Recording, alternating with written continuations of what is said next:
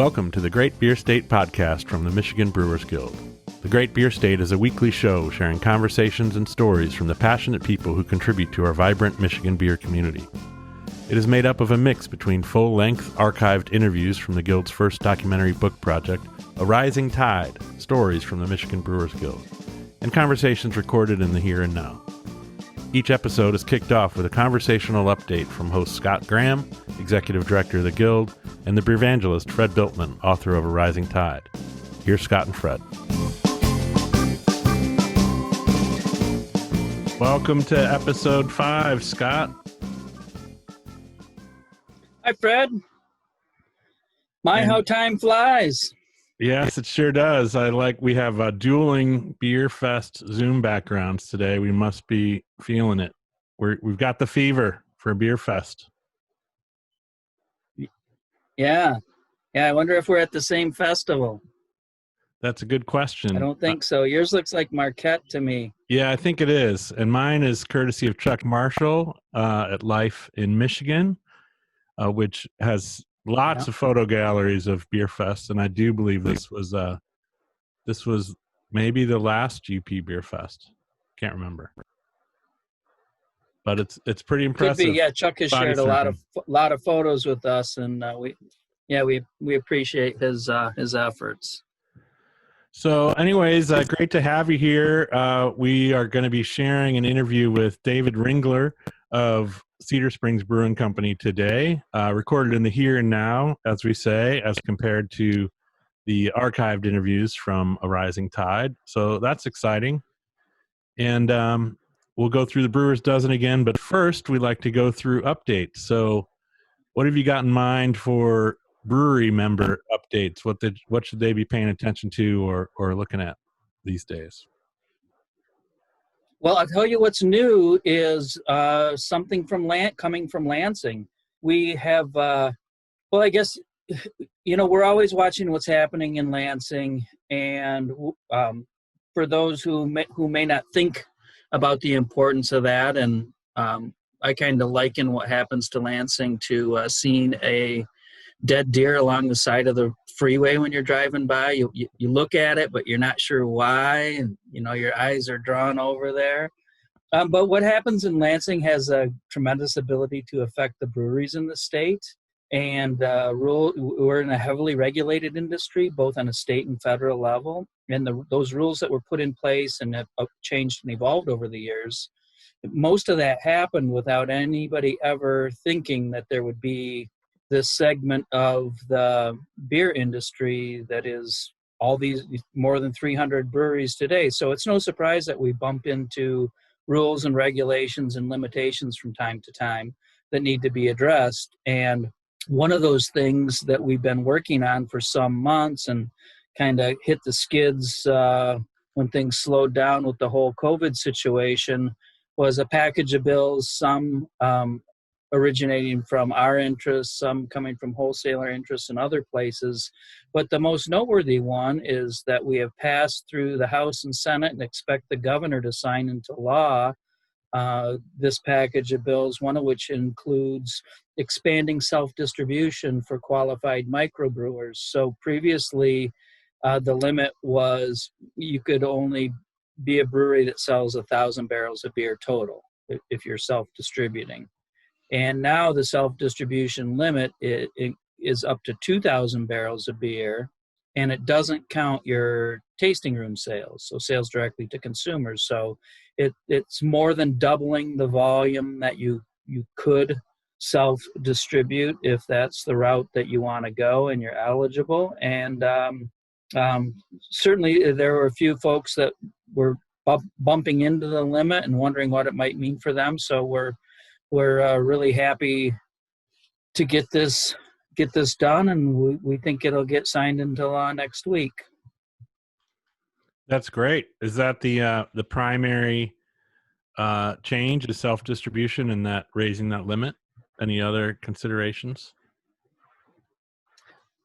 Yeah, there's some other things that have to do with the timelines of tax payments, brand registrations. That's important to some brewers. That's getting simplified. Couple things that make it a little easier for us to do the festivals. But I think the noteworthy one, and actually the news has been picking up on it, is the self-distribution. Yeah, that makes sense. And for listeners who may not be up to speed, so the regulations in general, it has had different looks over the last few decades, but in general, it's saying that a retailer, bar, restaurant, store needs to buy alcohol, in this case specifically beer, from an authorized distributor, and for a good stretch of time that could not include a brewery. Brewers had to sell to distributors, distributors have to sell to retailers. And then a number of years ago, maybe you can remind me what year self-distribution came back in the first place. Was 4 or 5 years ago or something? 2015?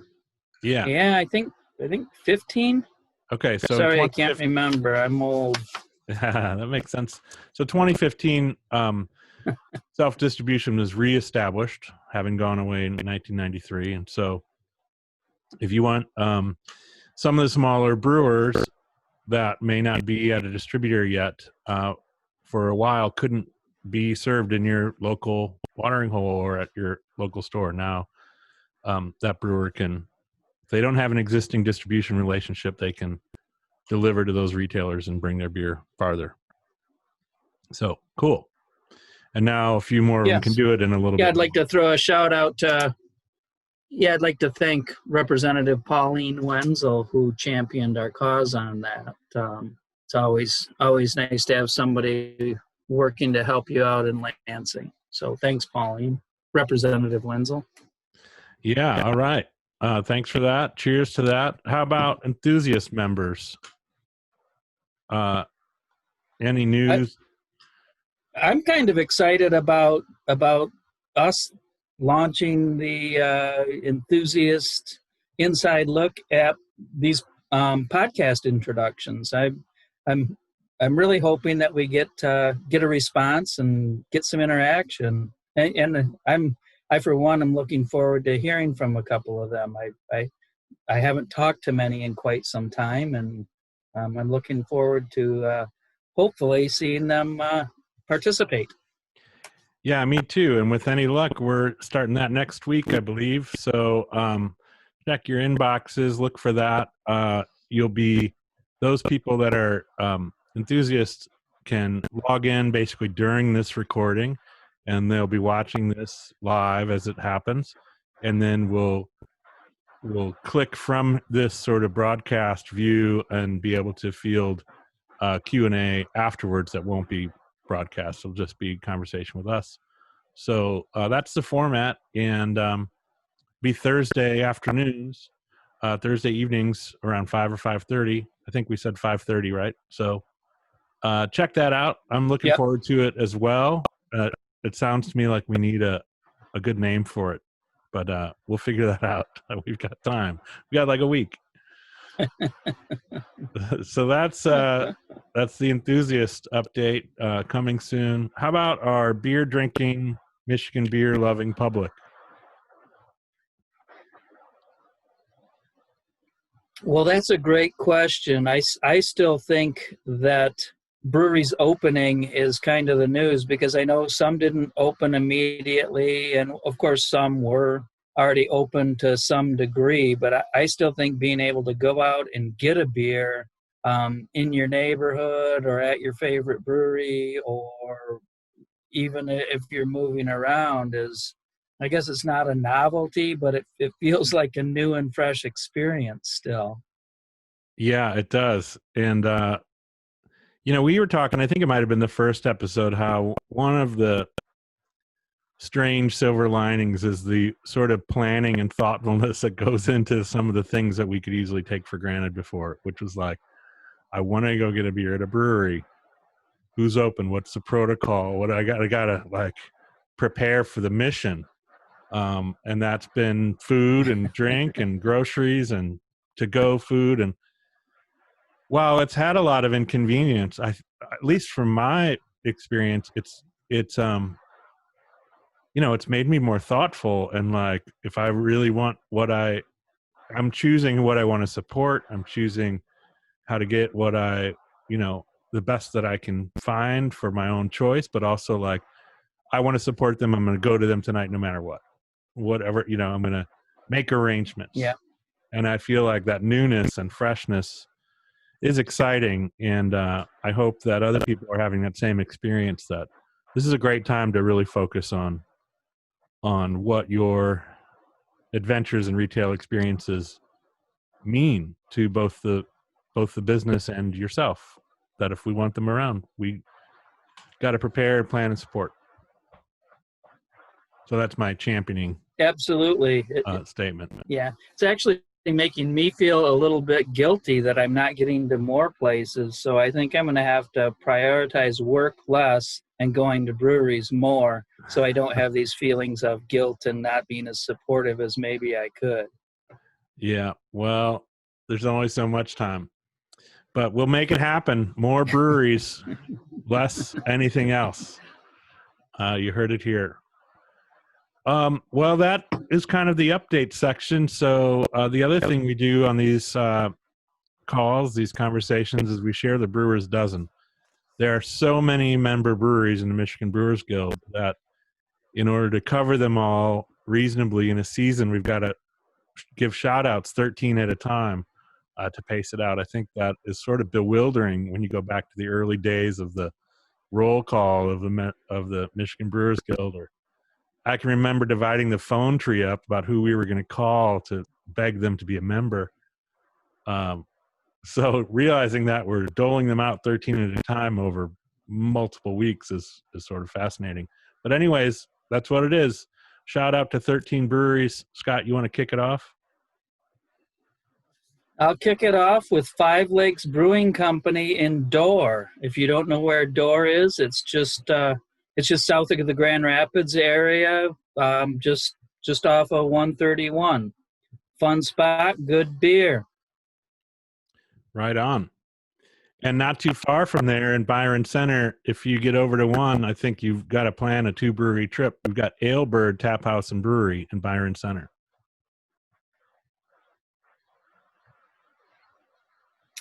Next on the list is Barn Brewers in Lawton. And while Barn Brewers may not be the oldest brewery on the list, it's got a few years in.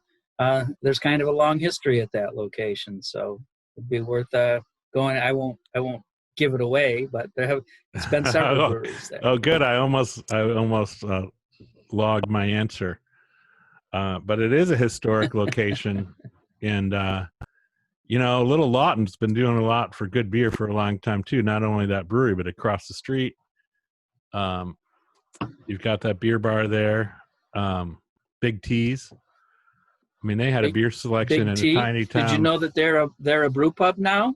No, I didn't. Man. Yeah, anyways. They're one of our members. Holy cow. I'm old, out of touch. That's why we're doing shout outs. They're on next week's shout out probably. Anyways, moving on, we got Black Rocks Brewery in Marquette, Michigan. They were featured interviews in A Rising Tide, and of course, a regular stop for all the fest goers to the UP Fall Beer Festival. Great spot, great town. Yep, they've done a great job, and of course they expanded into a production facility after starting literally in a house on 3rd Street. Dead Bear Brewing Company in Grayling. It's a brew pub that's been around for several years now.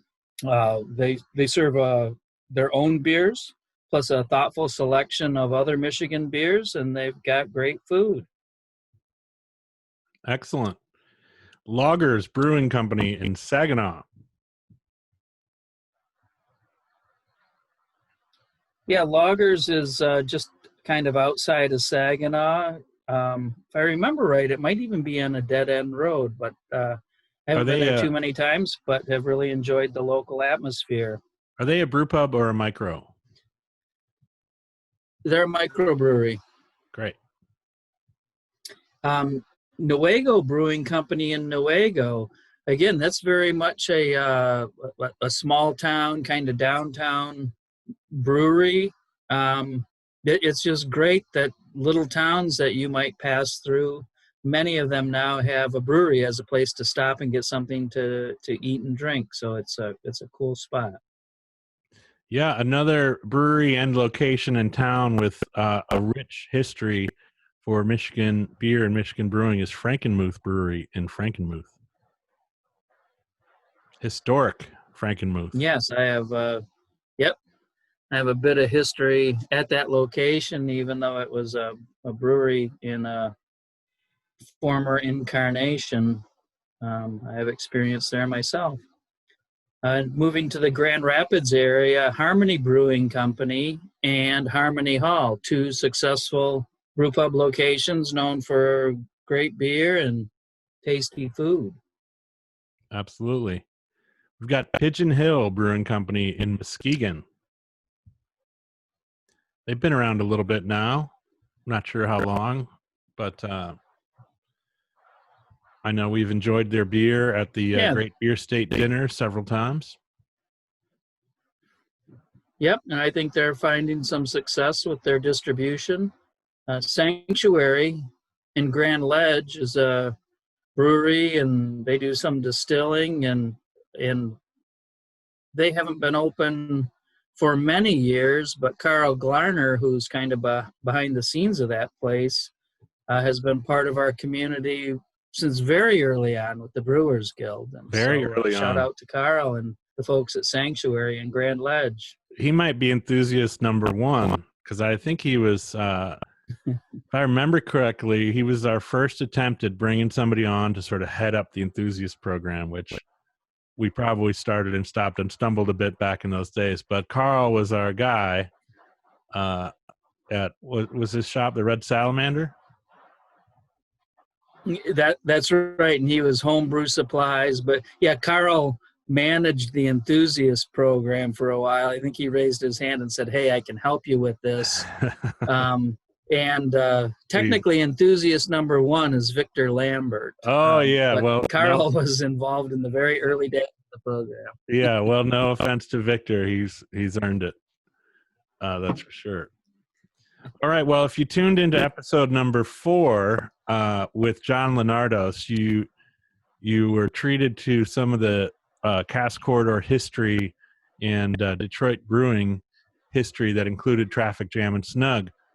I was even, I was pretty near some of that stuff, and I think you were too, and I felt like I still needed John to unpack the riddle about how those breweries, Detroit and Mackinac, Traffic Jam and Snug, Motor City, all kind of some of the interwoven history there, and John shared it all. So I'll tune into episode 4 for part of the history of Traffic Jam and Snug still going there in Detroit.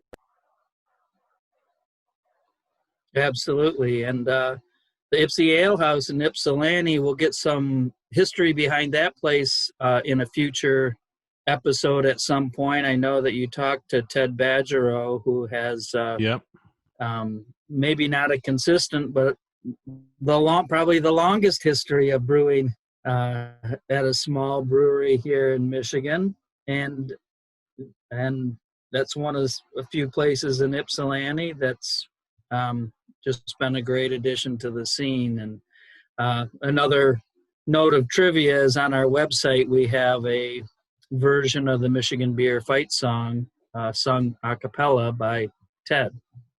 Yeah, he's a remarkable singer. And I'm really looking forward to that episode because that little piece of history is also not very well known, and it's pretty fascinating because it's really before even a flashlight, a pen light came onto our brewing scene in Michigan. Ted was forging a path. Unfortunately, didn't make it to when people showed up, but it's impressive, and the match should start it all.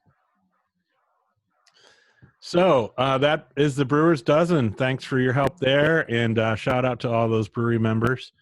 Next up, we're really just in the introduction part of kicking off the interview with Dave Ringler of Cedar Springs Brewing Company. Enjoyed the conversation a lot.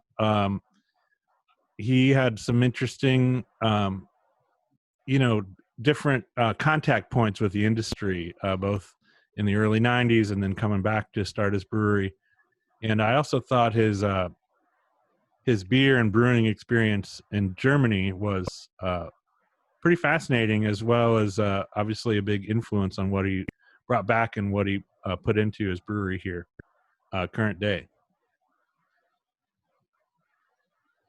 Yeah, Rings is he's got a very interesting history that goes back deeper than you'd know if you didn't get a chance to hear about it or didn't know him well. And of course, he's on our board of directors. He's very active and chair of our government affairs committee. So he's a lot of help to me with different things that go on guild wise. And I really enjoy his beers and his food. He's German themed primarily at Cedar Springs Brewing Company. I really enjoy places that have a focused theme like that, and I have my own little love of straightforward German style beers, so I really dig it. Yeah, it's a big part of brewing history, and it's, from a beer style point of view, and I also really like how he ties into the culture, the sort of the welcoming nature, the gathering nature, the come together part of it all.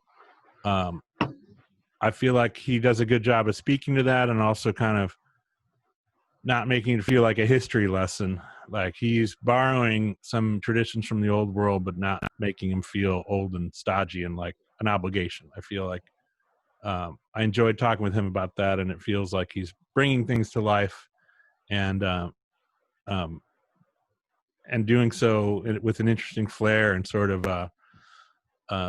I don't know, mindful selectiveness, let's say.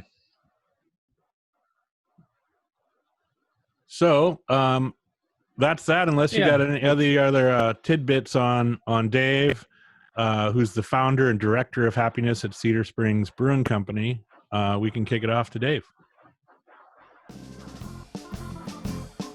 Cheers. All right. Thanks for joining. Prost. Here's Dave.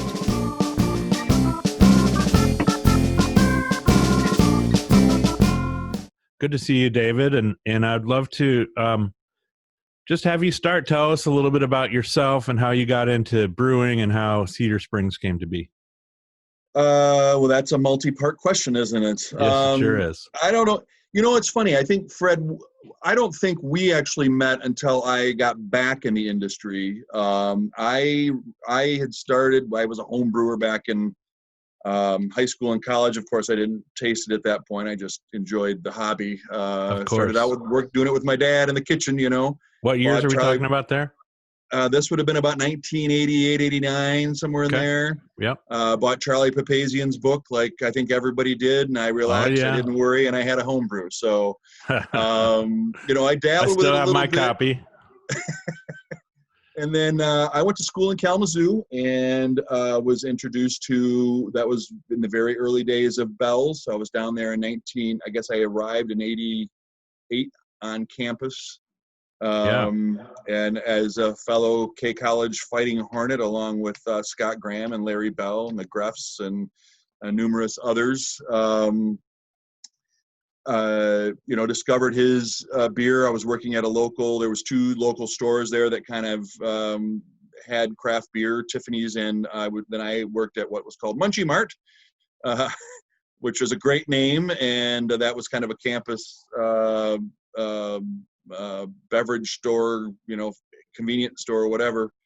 And we sampled a few things here and there, and then was an exchange student and ended up in Germany. And my host father worked for a brewery. Gosh, what a happy coincidence that was. Yeah. Like winning the lottery. Well, and then the long and the short of it, I played some sports in college, but I'd hurt myself and had a couple of knee surgeries, but I still wanted, during my exchange student, I had the opportunity. I thought, I discovered, I guess, that there was a possibility of continuing to play and continuing to have a career. Ended up signing with the German team and moved over there, speaking a little bit of German at that point. And I was going to take a year off between college and going to law school, and the law school never happened. 1 year turned into almost 4, and I had the great idea. There were so many of these little small breweries over there that were just making amazing stuff, amazing examples of a lot of these classic beers that we just didn't get in the United States. We get some of these German beers, but they're all from the big guys, and nowadays they're owned by ABI and Heineken. But they're all from the big guys, and it was just really hard to get the interesting, cool stuff that the little guys were doing, much like this microbrew scene that was starting here in the U.S., at least on the coast. And so I originally had the great idea that I was going to have an import-export, try to start an import-export company. Sporting goods, American sports were becoming popular over there. There was I think German Bowl 47 or 46 or 47 was this past season. And there was a baseball league, and there was a basketball league that was actually quite popular. And I was going to bring over sporting equipment, and on the way back to have, excuse me, as my phone is chirping at me, I would send some of this great small brewery beer to go back. And I got to hanging out and knowing a few guys in some of these local breweries, and they said, "Bist du idiot oder was soll das selber brauen? And you should make it yourself. What are you doing?" And I thought, you know what? I've done a little home brewing. Maybe I can learn to do this. So I actually entered into an apprenticeship program over there to start learning how to wash kegs, Fred. Yeah, as the apprentice program goes. So this is sounding like, you're really stretching out in terms of, you've been in Germany a while at this point, right? Yeah, I've been there. I've been there altogether about 4 years. Wow. I thought of staying there. Again, that's why I was into the import-export thing, and I had a girlfriend at the time, and thought, I may just, but I guess for the sake of brevity, I ended up getting contacted by a guy in Grand Rapids at that time that was trying to start a brewery, and I thought, and I was good. They offered to hire me back and come back as a brewer. So I just said, okay, I'm going to go back to the States. This was about 96. And that pretty rapidly, didn't come together. We really weren't on the same page, and, they wanted to make a Bud Light clone, and I didn't want to do that. And, but they had the money, and it was like, I said, well, I'm not going to do it that way. And so I started working for a couple of others, and I got to know, goodness, in those days, obviously Larry was well established at that point, but, I met Mike and Dave right, before they were getting started. Brett and Jason were out in New Holland doing their thing, and Peter Paisley. And I worked for the Sheldys guys for a while with Grand Rapids Brewing Company, but, Ron Jeffries and Alec Moe were all working for them. The Greffs had just started in Ann Arbor. Scott King had just started King Brewing in Pontiac. He had I forget his partner's name. He had a partner in that adventure. I ended up then working for Scott Henderson for a while, the original Atwater block, before it became Stony Creek, and then back to Atwater. Oh yeah. So I spent another 4 years. So were you working with Tom then at Atwater? Yeah, when Tom was I was not an original guy there, but as Tom was leaving, I got hired in, and Hazen was there. Yeah. And for listeners, Tom was a German brewmaster at Atwater who had come to this. Yeah. So that I was asking partly because of the timeline, and also because you guys must have, had an interesting connection. I actually got hired. I actually got hired in as a sales guy there. I was going to be the outstate sales rep. Yeah.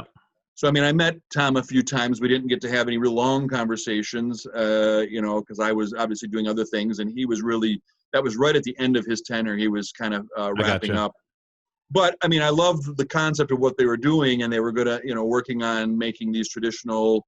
And it makes sense that you could speak to those beers. It seems in line with what you were. Well, You know, and I think quite honestly, in that timing, and it's interesting as we look at the timeline now, but I mean, that mid to late 90s was very similar in some ways to what we've gone through the last 5 or 6 years here, because you had a wave of people getting in the game, if you will, and places that were growing very rapidly. And I think one of the things with the original Atwater block was that it was kind of written on business plans based on what Nor'Wester and some of these, you know, breweries that went from zero to boom in a short period of time from the coast, but they did it by flooding a lot of the Midwestern flyover states with product. Spanish Peaks is another one that's gone, Pete's Wicked Ale. I mean, some of these breweries that really just kind of blew up really quickly.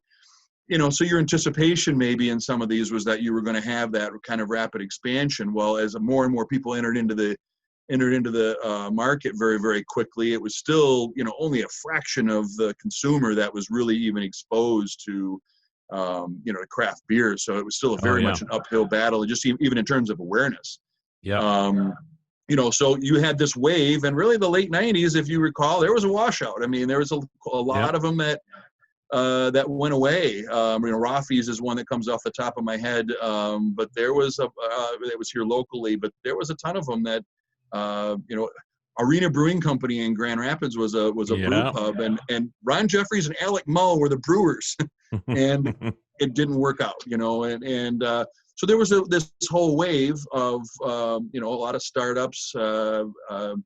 Derek Foster's another one I can think of. He was with the brew pub in Lansing, Blue Coyote, I think, and then he was at was it No, it's not Speakeasies. There was a place over in Howell that he was at for a while. I can't remember the name of it, but Blind Tiger. You know, but anyway, there was this wave that kind of fell out, and then you had a slow pace of rebuilding. We had this, you know, kind of from the early 2000s really up until recently, and obviously we've had this, you know, the Corona thing among other, you know, competition, and we're starting to see some fallout a little bit. Again, this was certainly a much longer wave, but you know, similar. So anyway, you know, I was part of this second build-up, if you will, by the time I got out of the industry. I stayed in the industry, I guess, until 1999, and I ended up meeting my wife and got married, and I had to stop screwing around and get a real job. So I ended up in the financial world for 15 years. I worked for a large brokerage house for a while, but then hung my own shingle and got, you know, was very fortunate and found a niche that worked well.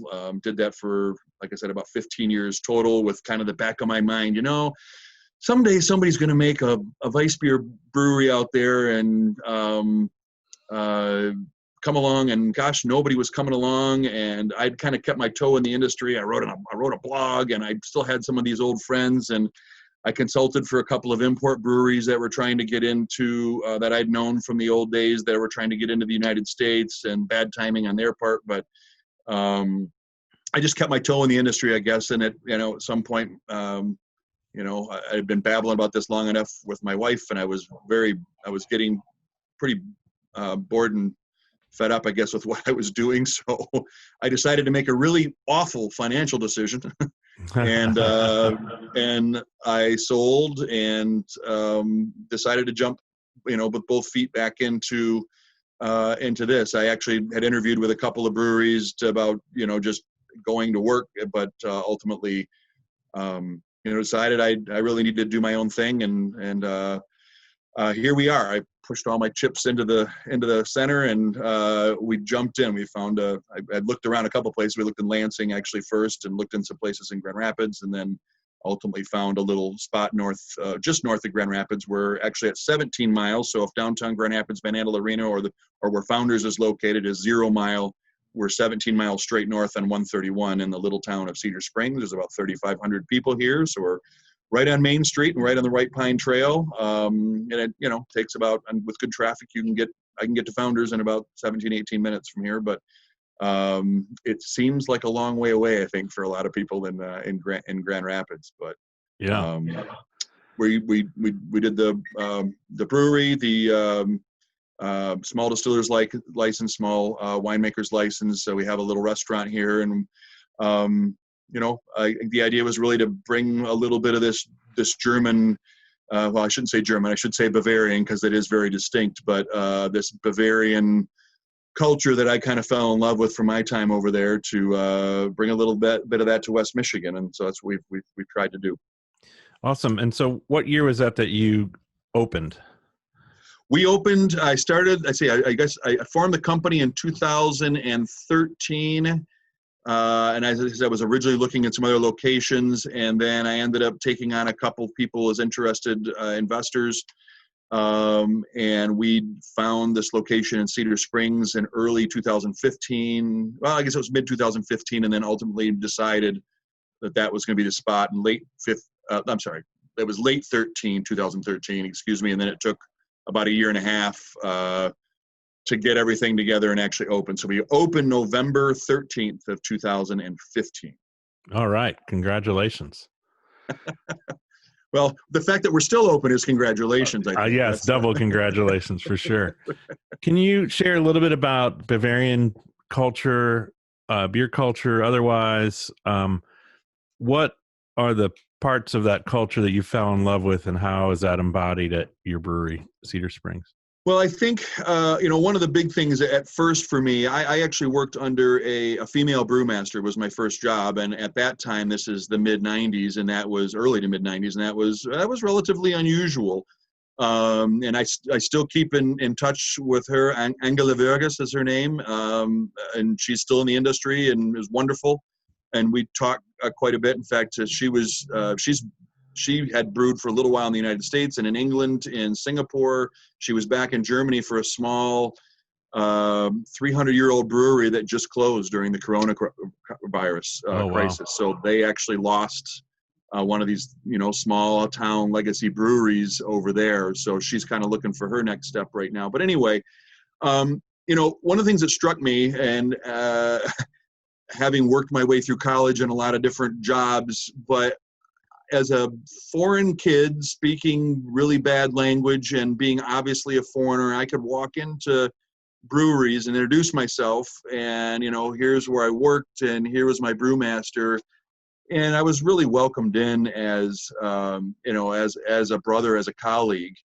And that struck me, right then. There wasn't this hands-off distance competitive thing. I mean, brewers were willing to share knowledge and let me see anything I wanted to see. And there was opportunities there, and it was just, wow, what a neat brotherhood. And, when I got back here in Michigan, you experienced a lot of the same thing. It was, as I said, some of these names that we talked about a moment ago, a lot of those guys, I mean, they've been friends all this time. I actually had to laugh. Scott Henderson, who was with Atwater Block, came into our place last fall, and he didn't remember me, for goodness sakes, but we were able to actually chat a little bit, and that spirit is still there, that camaraderie that was attractive to me so long ago in terms of the industry culture. In terms of Bavaria, most of the things we think of as Americans as German are actually Bavarian. The Tracht, the Dindels, the Lederhosen, the big beer stein, the halls, the Oompa bands, the mountains and the fields are alive with the sound of music. All that stuff is really that's Bavarian culture, and Bavarians were the last state of Greater Germany to come into the Union, if you will. It wasn't part of Germany until 1871. All the big castles that we think of, the Neuschwanstein, which is the Disneyland castle, was a Bavarian. That was a Bavarian king. And so they're kind of almost, we think of Texans first. They're Texans before they're Americans. I mean, I think it's less so here, but there very much is that spirit there of a lot of these Bavarian traditions. And they have this outdoors culture. I mean, people there, if there's any sort of weather at all, you get out and about and you do something, there's activity. Well, this is great for us. We have the White Pine Trail here and the North Country Trail. So we have hikers and bikers on a regular basis. I go into restaurants there, and it was always interesting to me, the local places, which again are unfortunately dying off. A lot of these small town places I know are disappearing in favor of ethnic restaurants. They're putting in a Chinese or a Tex-Mex place. But in those days, you'd walk in and they almost all have the same menu. But you have the guy who's gone to the gal that's cooking that, they've gone to the market and whatever's fresh, and they have this chalkboard menu, and everybody puts their own little twist on things. But if you're familiar with a place and they just walk in and you wouldn't even order, I mean, they just bring you what was fresh and what was good that day. The beers were simple ingredients. Everything is made with the 4 ingredients. It's malt, water, hops, and yeast, and yet they're able to achieve this tremendous variety of amazing, wonderful flavors using just these 4 ingredients. A lot of them being local for them, and these traditions that have gone down. Michael Plank, I think the name Plank. Yep. Sitting with him one of the first times in the beer garden and talking with his mom is cooking in the Gasthof, in the restaurant, and his father had passed away when he was 21 years old, right when he was coming out of brewing school, and he'd taken over the brewery, and his name was Michael. His wife is Michaela. His kid is Michael. So I'm like, this is crazy. He took this brewery over in a small town of Lauber, which is the size of Cedar Springs, when he was 21 years old with his mom. And I said, well, how, so your dad was Michael, this conversation taking place in German. I said, how many Michaels are there? And he said, I am the 16th. Holy cow. And I'm like, 16? And he goes in and he's showing some of the in the restaurant in the Gasthof and some of the, of course there's pictures of the relatively recent generations, but there's books of writing of his forefathers. And I mean, in the United States, there's no concept of that kind of time and tradition that has taken place and evolved. And of course, the Reinheitsgebot is 504 years now, 503 years old, but that was based on an earlier Munich law, which long dictated, I mean, that was originally for quality and purity, that, tavern owners and brewers weren't cheating their guests, and that dictated the price of beer at that time. It was 1 shilling for a half measure and 2 shillings for a full measure, but it also dictated the ingredients. It was one of the world's first food safety laws. But it was one of those things that had stood up for such a long, long time. And even after 1992 with the EU, when the Reinheitsgebot had become the German law, the Greater German law, the German brewers by and large says, no, we're going to continue to support this, even though with the EU in 92, the law was technically thrown out. You can use other ingredients in brewing there now, but they're going to stick with this in their tradition. I go over there. I was over there in February with our chef, working in kitchens and working on some of our menu items. And there's been a big movement over the last 20 years really in Bavaria to reintegrate the traditional cattle and Bavarian beef. It's just one of those things that just goes back to the way it was done centuries ago, but it had been lost with the rise of the EU. And there's a movement now, and restaurants are serving local Bayerische Ochsen, which the Bavarian beef. So it's a lot of this. It's a sense of tradition, a sense of history, a sense of being there. And relaxation. I mean, one of the things that we've tried to promote here is people actually sitting and talking and having conversations over beer and a meal. I know you've been to our place, but we have some of these long beer hall style tables, and we have some TVs. We'll turn them on if there's an actual game, but for the most part, we don't turn those on. And what is really great to see is that people are sitting out and enjoying conversation. They're talking to each other. They're not looking at their phones. They're not looking over their shoulder at the person they're supposedly talking to, seeing the moving pictures on the TV. And I just find that invigorating, that that there is conversation. I mean, public houses in the English tradition was the Facebook of its day. We don't have to be on Facebook to catch up in news. We can actually talk to each other. We've created a members table there where we have people that can come in, Stammtisch, which is the German word for regulars table. That's kind of our version of a mug club. But, people can come in and sit at that table, and they come in by themselves, and they can sit and talk to somebody else who's a member. And there's people who have lived in this town their whole lives who never really met each other, and now suddenly they meet there regularly on Tuesday, and they meet there on Thursday or what have you. There's a good group of them on Mondays that come in and renew those friendships and catch up, and that's kind of grown and caught on with a lot of them. But like I said, some of them kind of knew each other, but a lot of them didn't really know each other. And that's now become a thing that they can sit in there and they sit at the table, and now they're complaining we need a bigger table. But it's that sense of community and that sense of reconnecting is, and I think really is a big part of what craft beer was originally about. I mean, I think craft beer was a rejection of the homogenization of style and, the idiot advertising of the stupid guys drinking a macro light beer or the bikini models or whatever this nonsense was that has nothing to do with beer, but yet reconnecting with flavors. And I think that's one of the, even initially, and I think sometimes maybe we get away from that in craft and thinking about what's new, and it's new, instead of just sitting back and talking about flavors and how a great beer can complement a conversation or a meal. I mean, that's really the essence of what it's about. And yeah, you bring up a couple of great points. And, I want to speak to a couple of them. One is that when you talk about borrowing from these European Bavarian traditions, you bring up something that I remember connecting to way back in my career, which was that the difference between bringing the product over and taking the tradition and the idea of, no, we're about local, we're about community, so that means you should make the beer there, versus right. This is the beer I've got to bring back, this is going to be the thing. Right. That's a very European tradition that we didn't always get right. Right. Pre-craft beer.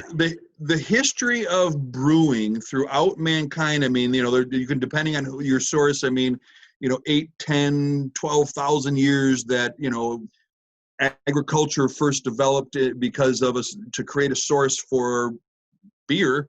It's always been local, always. It's never been, it really wasn't until the rise of refrigerated rail cars and pasteurization. Right. This is the mid to late 19th century that it moved to something beyond local, and you had the rise of the industrial brewer. Now, for legal reasons, 70s and 80s, we had a lot of, in the 70s and 80s, we had a lot of cloned European bars that were saying, I'm a British bar, I'm only going to pour English beer. I'm an Irish bar, I'm only going to pour Irish beer.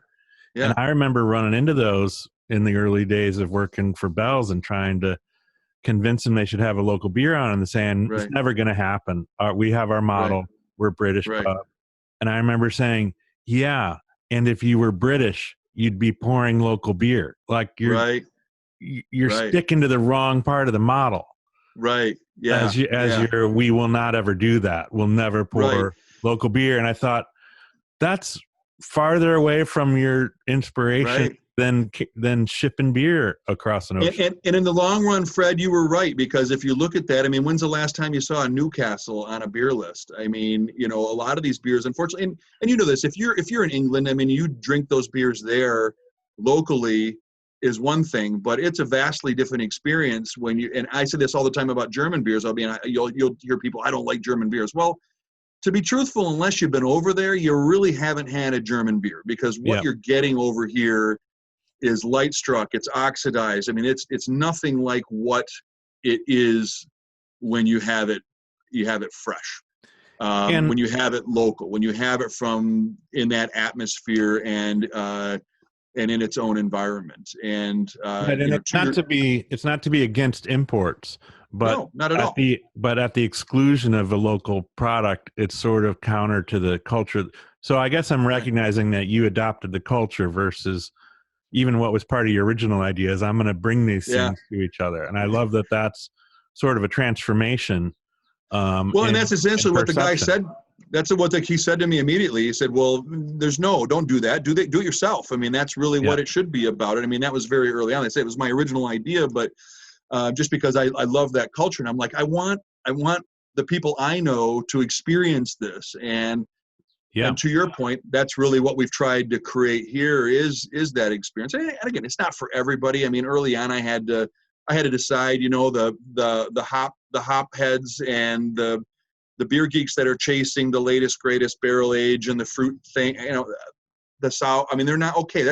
All those are wonderful beers. I enjoy drinking them. I love, I love a lot of them, but there's a lot of people making amazing world-class IPAs around here. I mean, we have one on tap in the tap room, but it's not, and it's fine.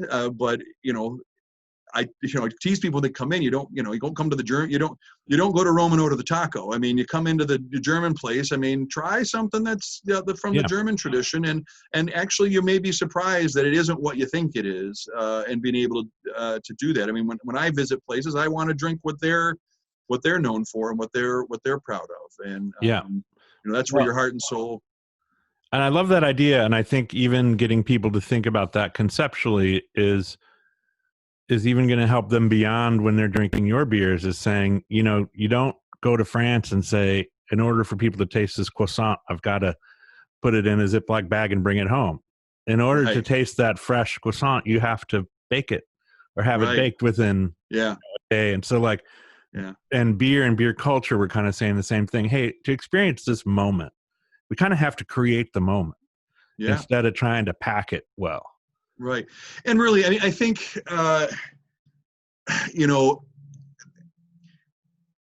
maybe I'm off base, but I think the consumer, to speak generally, are looking for authenticity. And that's one of the things that the microbrewers offered early on in the 90s was there was a guy or a gal making something with their hands. I mean, I can remember working at a early brew pub in the late 90s, and people would come in and they'd go, well, wait, you make it here? You make it here? I'm like, yeah, that big machine right there. Oh, we thought that was just a decoration. It's like, well, no, you actually, that is so, so you have that connection of authenticity and experience, and creating an experience. And I mean, we saw this thing in the 90s of the rainforest cafes and all these things making maybe a fake experience, but it was still an experience. And I think, even as we evolve, there's so, we've gone from, we've blown past our previous high of 4,000, craft breweries or independent breweries in the country, where, there's over 8,000 licenses or something at least before the pandemic hit. But, there's room for everybody if they have their own experience. I think, the danger is falling into doing things like everybody else. I think that there absolutely is room to, create this. I mean, these little independent, a little something that you just can't get anywhere else. We founded a farmer's market 4 years ago for the same thing, trying to marry up local agriculture with some of the things that we're doing and create food dishes from these agricultural products from our local producers. You can't get that anywhere else. If I'm out talking to bars and restaurants that carry our product and I say, okay, there's some unique qualities of this beer. I said, let's look at your menu. Let's take a couple of things. Let's match a couple things up with that menu. And we can create a unique experience, because you'll get some retailers who say, well, I don't want the beer that everybody else is carrying. I'm like, but if you make this and you pair this up with your dish, you're creating an experience that doesn't exist anywhere else. I mean, we just don't make 100 different beers. We make a couple and try to make them very well. But you can match those up and create your own experience as a pairing, rather than, trying to worry about not anybody else that might have this on tap. So, well, another thing you said, and I think it relates to this, but also I just want to pull it forward, is that you were talking about sense of community as part of the culture that you connected to in Bavaria, but also that you connected to back here in Michigan. And then also, as you were describing some of the shifts between sort of mass-produced beer and the market pre-craft brewing, and especially the marketing efforts, it came to me that, there was really a shift between marketing what the beer did for the individual and whether the product or the experience was part of the community. So I feel like the old world communities of beer were about coming together and about, we're here to serve the community, and the craft the craft brewers in our culture have also connected that. But in the middle, there was this beer will make you cool. This beer is going to make you thin. This beer is going to, it was a purpose oriented that was for the individual versus saying, hey, let's come together and have a beer and a conversation.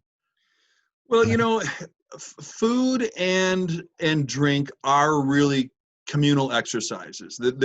They're not, I mean, yeah, you can go through the McDrive and grab, a gut bomb on the road, or, you might, I rarely drink beer at home, unless you have some people over. I mean, it's a social lubricant. It's not, but, that really is, I think, the point. And I think that's the connection that the local independent brewer really can make, with their community, with their guests, through their tap room, with their relationships through wholesalers and their relationships that they have with their retail partners.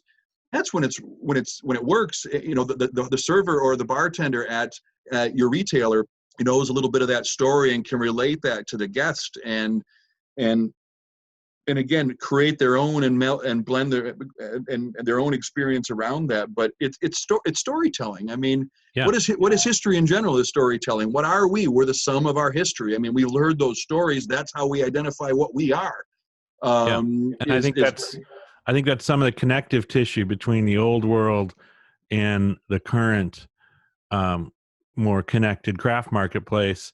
Obviously, you're aware that that's something that I'm connected to and have done some different work on. But the point is that it also seems like it's a big, I guess I'm just tying it together, that it's a big part of your story. It's what you connected to in Europe. And then it's also what seeds were planted here. And then to see it come together and your brewery, Cedar Springs, and how you became a gathering place for your community to connect in this old world way.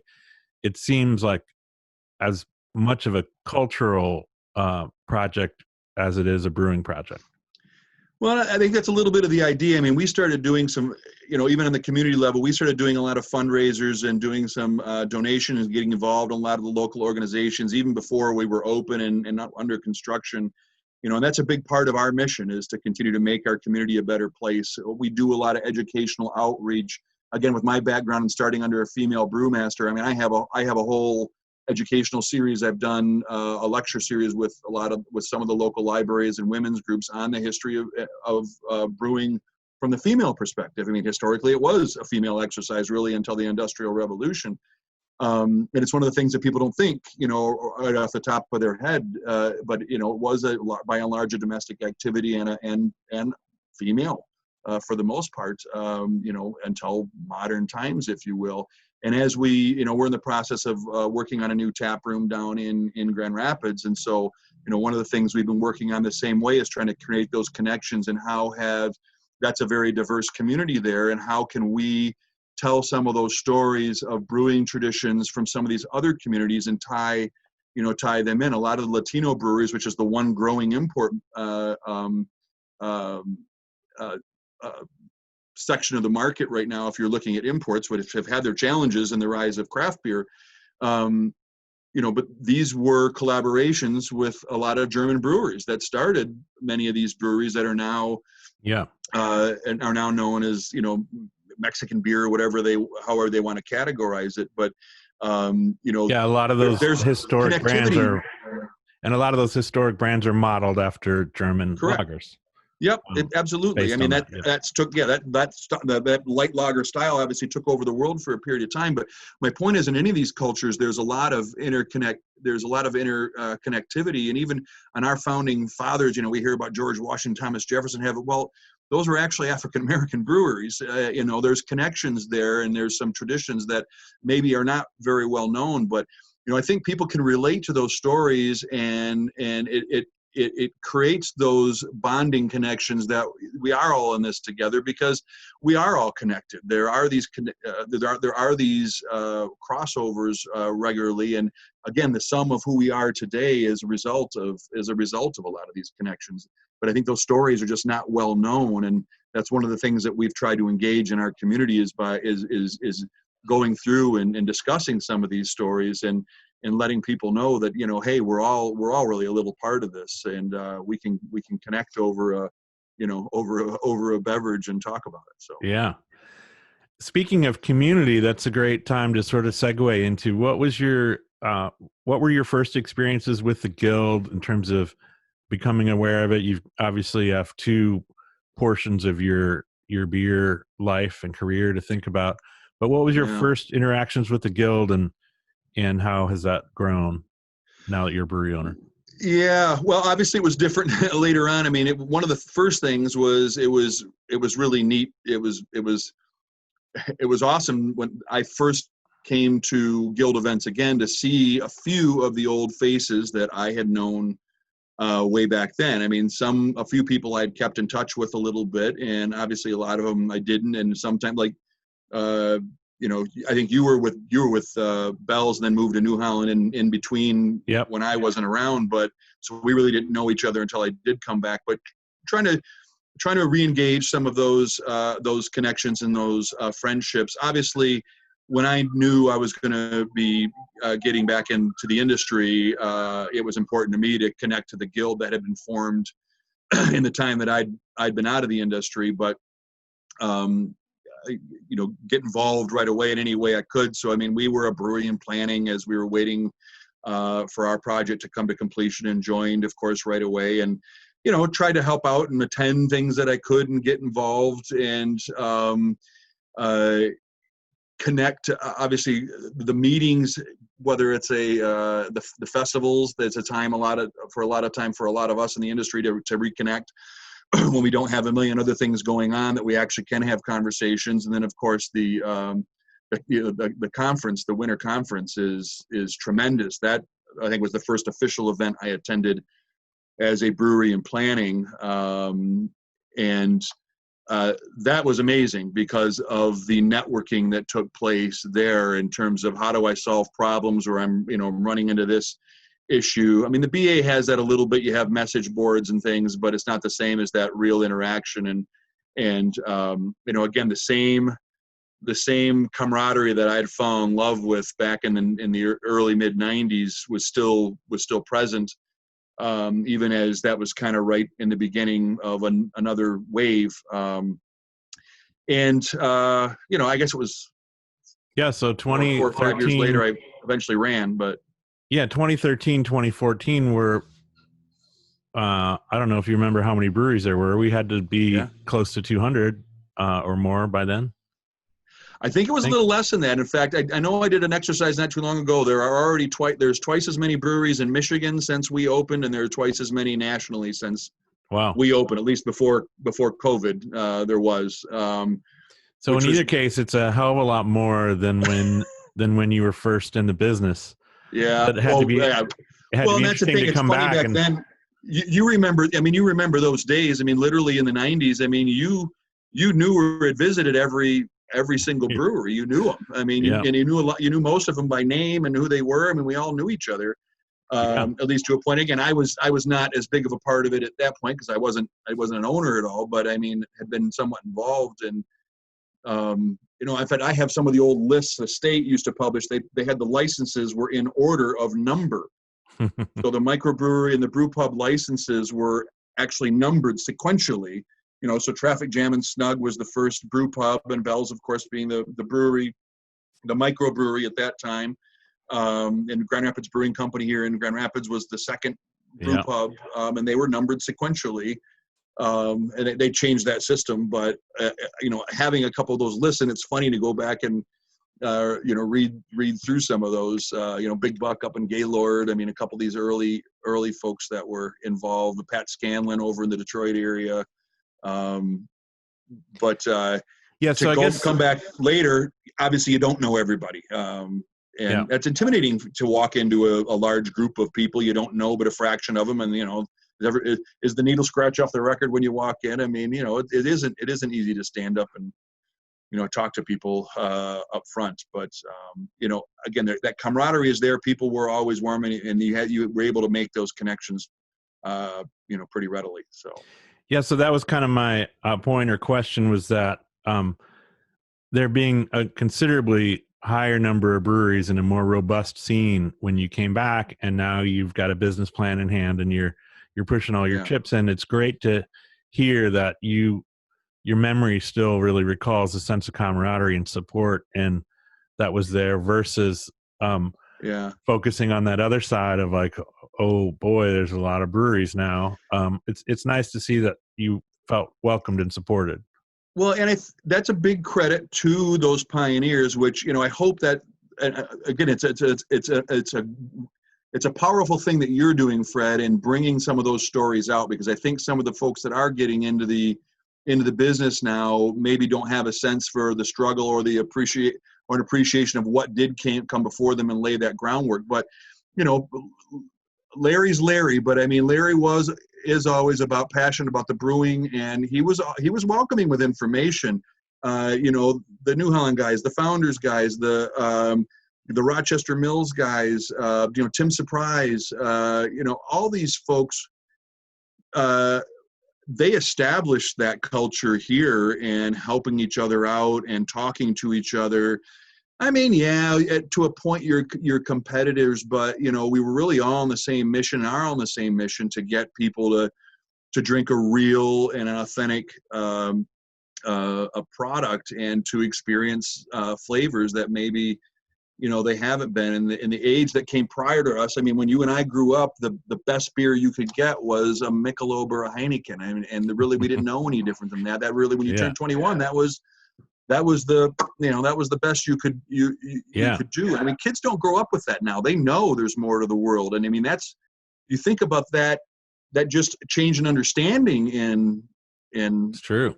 But I think it's still a short period of time. It is a long time ago now, but yeah, I remember Mickey's Big Mouth and Moosehead being the big upgrades. Absolutely. Well, yeah, Canadian beer, was always they were ABV and we were ABW in the U.S., so they were always stronger beer, Yeah. But that's changed. I mean, their understanding of beer, people as they turn 21 now, is completely different. And that's, like I said, it's due to the hard work and the struggle that so many that came before us went through, and to create the market that we have today. So it's amazing. So tell me a little bit about your transition or process of, or even interest in terms of, now you serve on the board of directors for the Michigan Brewers Guild. So what was it like to consider that, or what created the interest, and maybe what's your role or any takeaways from being on the board? Well, I think it's a hard thing to come to the decision you're going to put yourself out there. Number one, I mean, I think, you went through it at one point and you're as well. It's intimidating to stand up and try to tell your story and ask for support. But I was interested, obviously, in coming to the meetings, and I was interested in contributing. I think was the biggest thing. I mean, I felt that the industry had given so much to me, even as I was in it professionally, but even before that, when I was in it as a colleague, and even the time that I was out of it, I felt that personally I'd gotten so much out of the association and wanted to contribute and give back, and felt that I had something to offer. I mean, the hardest thing as a business owner is trying to create that sense of balance. There's incredible talent in Michigan in this industry, and what I guess I didn't anticipate was how much I would learn. I mean, I still don't feel like I've been able to give back as much as I've received from my involvement, even as a board member. You learn something constantly from people in the industry, whether they're on the board or not. And just from those, from the interactions and the stories and the exchange of ideas that take place on a regular basis. But I had some areas that I was interested in. Obviously, I mean, legislatively was one of them, so have been able to get involved in that. Speaking of amazing talents, I mean, the efforts that Scott Newman Bale has put in, to as well as owning a business is spectacular. And he's not alone. There's a lot of people who have just given a tremendous amount of energy. And you go back a few years to, when Vander and Tim Surprise and Larry and some of these guys were really involved in running it. And as it's evolved, people like Eric Brigham had put a tremendous effort in. And, Scott Graham is executive director. I mean, he was a board member at one point and, has been now the executive director for a long period of time. But, it's a tremendous depth of knowledge and perspective that a lot of those folks are able to offer. And like I said, I feel enriched from being able to participate and work with a lot of these, with a lot of the folks that I've had the opportunity to do so. And try to do what we can, and again in balance with trying to run a business during this time is a separate set of challenges I don't think any of us really anticipated. So, yeah, and an organization on top of it. So I appreciate you, your commitment and your contribution in that regard. Thank you for that. So I think it's a great time to sort of transition. I appreciate your conversation and everything you're doing with the brewery and for our community. Our wrap up process is we call it the Great Beer State Last Call Questions. So I got a collection of questions that I kind of asking everybody. And so one thing we've sort short of answers here. Well, whatever, I realize that may be a stretch with you to ask for a short answer. Yeah, as I prattle on here for a while, yeah. No, sorry. It's great. It's great. But yeah, I think that the point is a little less conversational on my part as well. I'm just going to tee you up with some questions. One thing we've referred to and haven't gone into deeply is the pandemic. And so the question is, how has COVID-19 and the related regulations affected your business and your industry outlook? Well, yeah, I mean, that can be a long answer too. I mean, it's been brutal. I think one of the local newspapers, I was in Germany when this came down, so I was home. I got home right before Germany had went on to the level 3 list the day I flew back. So I was in a 14-day quarantine. Italy had blown up at that time. We were over there. So, I mean, I was communicating with the brewery here and, hey, we got to start making changes already. We need to prepare for this, which we did. And then, of course, the shutdown on March 16th when that started. And I think anybody, I think I was quoted as saying it's going to be a bloodbath. And I think the financial hardship is actually still to come for a lot of people because you've struggled to get through this. But even as we emerge, I think the market's going to change. It's not going to be the same. You're going to have about a third of the people who think it's nonsense. You have about a third of the people who are scared to come out of the house until there's a cure or a vaccine. And you have, a third of the people that are kind of in the middle here somewhere. And as hospitality folks, we have to navigate that, and we have to keep our people safe, and we have to keep our customers safe. So, I know for us, we have absolutely reevaluated our model. We've always been a draft-only brewery, and that was with a purpose. We have a game plan in terms of what we were trying to do, but that's absolutely we're reevaluating that, and we're probably going to be making some changes in terms of how we're structuring our game plan going forward just to prepare. We've always tried to run a relatively sound business. We had some savings, et cetera, but I mean, nobody can plan for this. No. And to be able to get through this, but then also be able to come out and, hopefully be at least level and forward. Our business cycle is closer to Traverse City than Grand Rapids, despite our location. We're really an up north place. We're busier in the summertime. So we're really losing, ground now compared to where we typically would be. A lot of our summer events and our activities just, there's just not going to be any way to recoup those. And so, our real fear is being able now to weather the winter time, which is the slow season for us, and be able to get through this. So, we're doing everything that we can to prepare and also evaluate, which is entirely unknown, what's going to be, what is going to be the new normal. And I don't think anybody has a firm answer to that. The one thing that I do think, in really talking with, I know our staff, and I believe, is that this probably isn't going to be the last time. And the next time something comes out, whether it's a new version of SARS or COVID or, bird flu or whatever, that, the reaction is going to be that we have to shut down again, at least to some degree. And, on the hospitality front lines, we're going to be the first ones to shut down and one of the last ones to come out. So, just surviving this is beginning the game. We were not built for takeout. We are not built for delivery. But yet we had to do those things to get by. And, we have to have our eyes wide open and be prepared that, we may have to deal with this again at some point, whether that's later this year or whether it's 2 or 3 years from now. And the lessons that we've learned from this is that we have to be safe and try to minimize the gravity of these situations when they do occur as a matter of public health. And, that means a different business model for us. So. Yeah. Great thoughts. So the next question is, the more you know, what beer style are you most connected to, and what do you wish more people knew about it?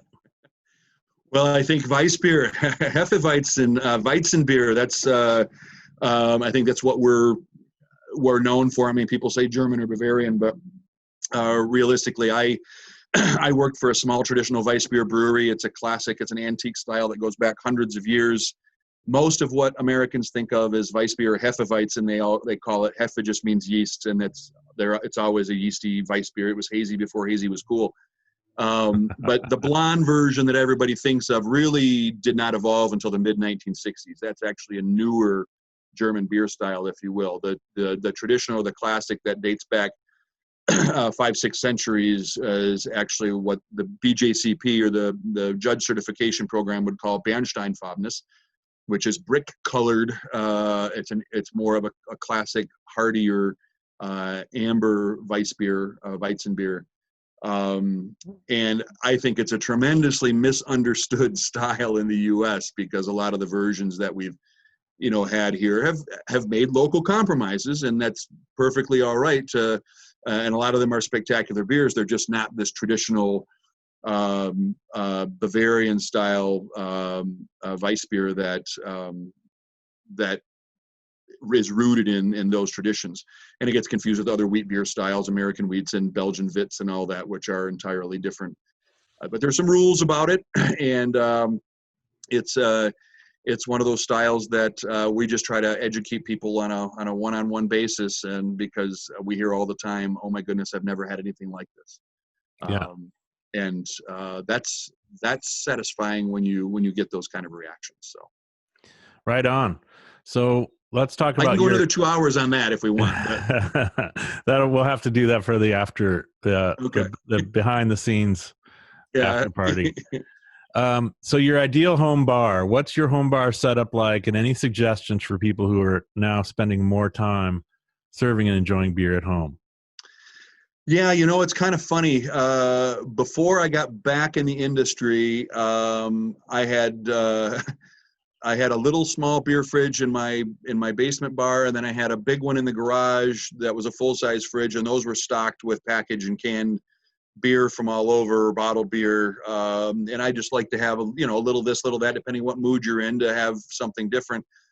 And as I got back into the industry, I really switched almost entirely to growlers. I've gotten, I've kind of gotten through a lot of my cellar as well, and drinking a lot of growlers. And now I finally broke down about 2 years ago and got a little keg fridge, so I can have a little something at home on a regular basis.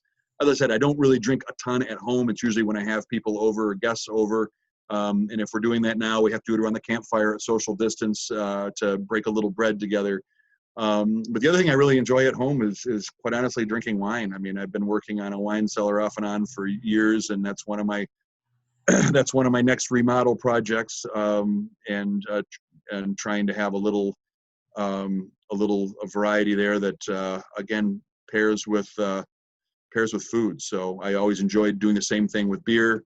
But here in the last couple of years, I've gotten a little bit more into the grapes as well. So nice. Love and hate. What current trends do you love? Which current trends do you hate? And how are any of those reflected or not in your brewery?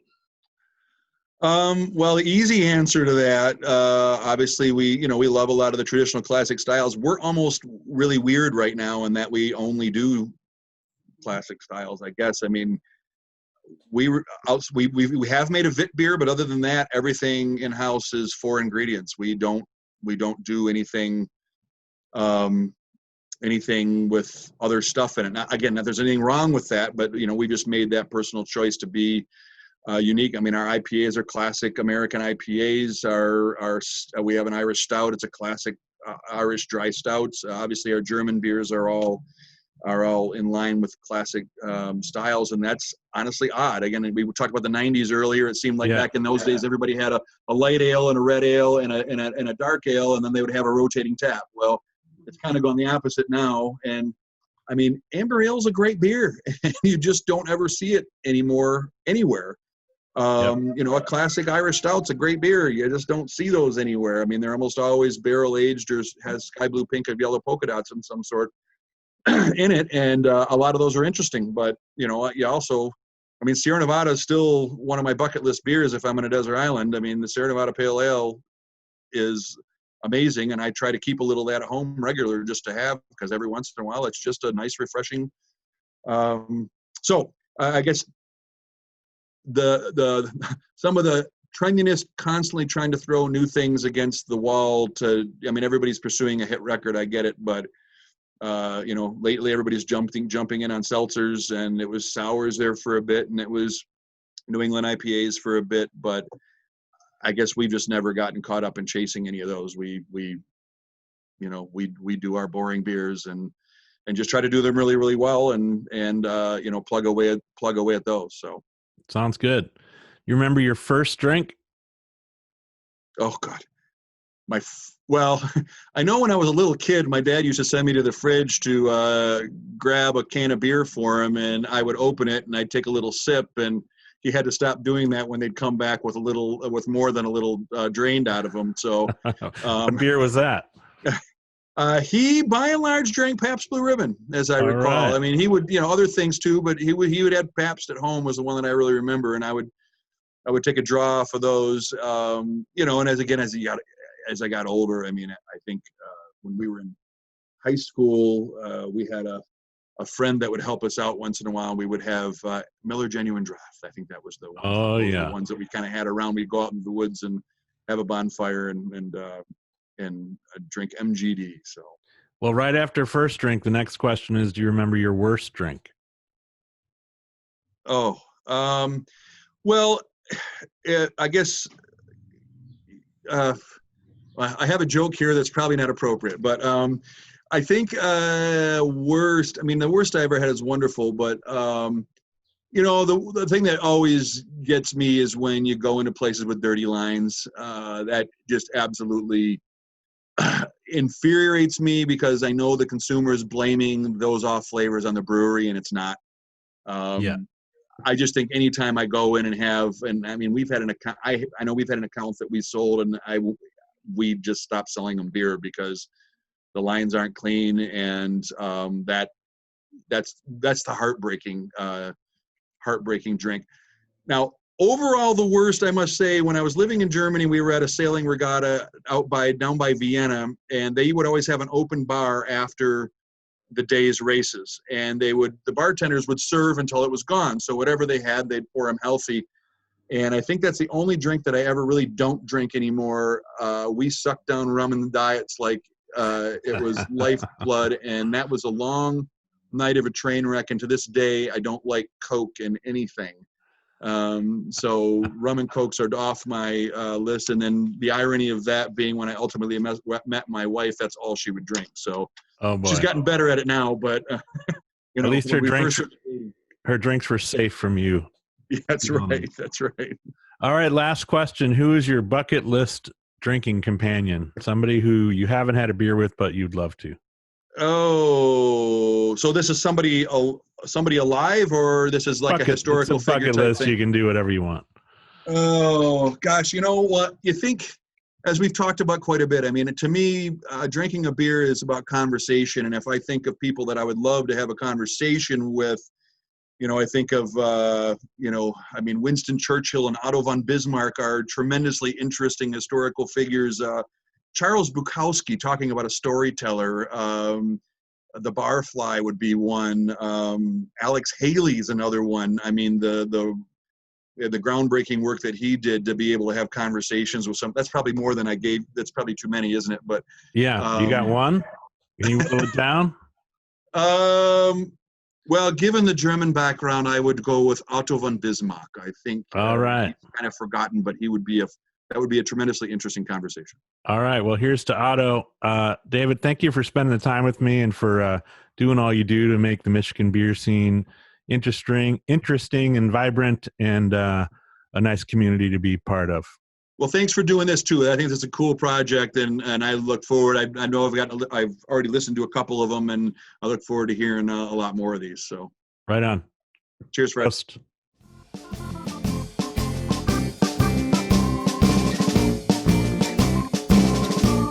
Thanks for listening and sharing while supporting Michigan breweries and craft beer everywhere. The Michigan Brewers Guild was formed in 1997, with its first summer beer festival taking place in July of 1998.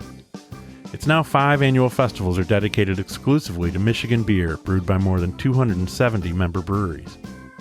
The Michigan Brewers Guild exists to promote and protect the passionate Michigan beer industry in every way possible. To learn more, visit us at mibeer.com or say hello on one of our social media pages, as we love hearing from you. From coast to coast, from far and near, let's drink Michigan beer. Let's drink Michigan beer.